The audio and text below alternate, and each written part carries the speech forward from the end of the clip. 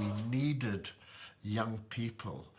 And it became obvious. I mean, we were with such young people all the time. And I was connected with the London School of Economics. And we really struck it rich because they were more than ready and willing.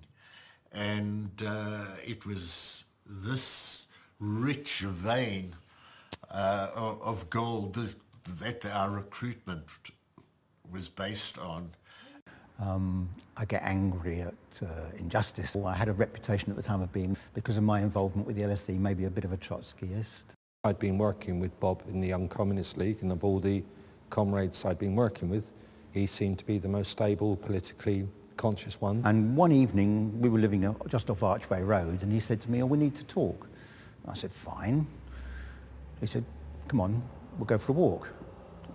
Didn't really appreciate what that was about. It was a very strange request, but we went for a walk across to Waterloo Park, just opposite, and walked around, and he said, "You've been selected for a very special task," which was quite a mysterious conversation, not one we'd had before. I said, "Oh, yeah."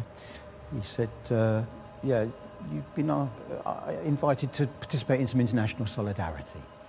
So I said, "Well, what's that about?" And he said, "Well, if you say yes, I'll tell you." I did trust Peter implicitly, and so I said, "Fine, okay." He said he'd done it, so I thought, "You've done it, I can do it."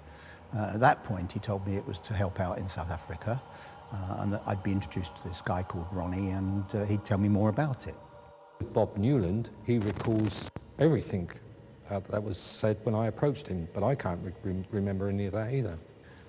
So I was recruited by Peter because he knew me, trusted me, and I was available to him. Had no particular ties, and so could disappear without people being aware of it.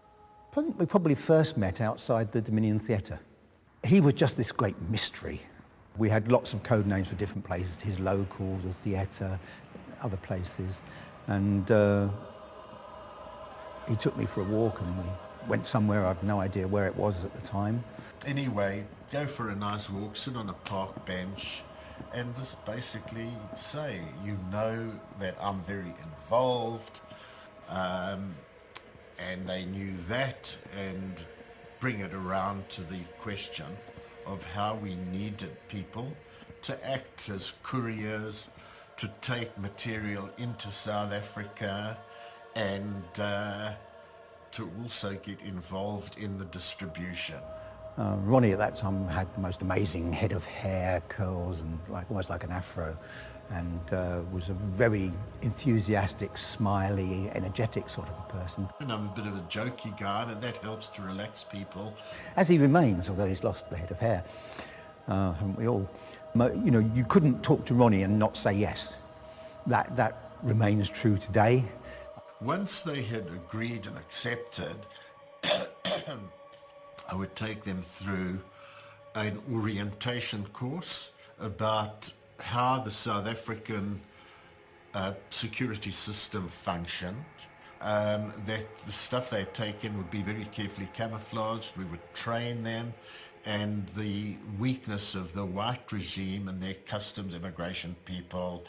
I would say, look, you can always say that some strange character who you had met on a demonstration asked you to do it. It was very simple to move in and out, as long as they didn't draw unnecessary attention, etc., etc.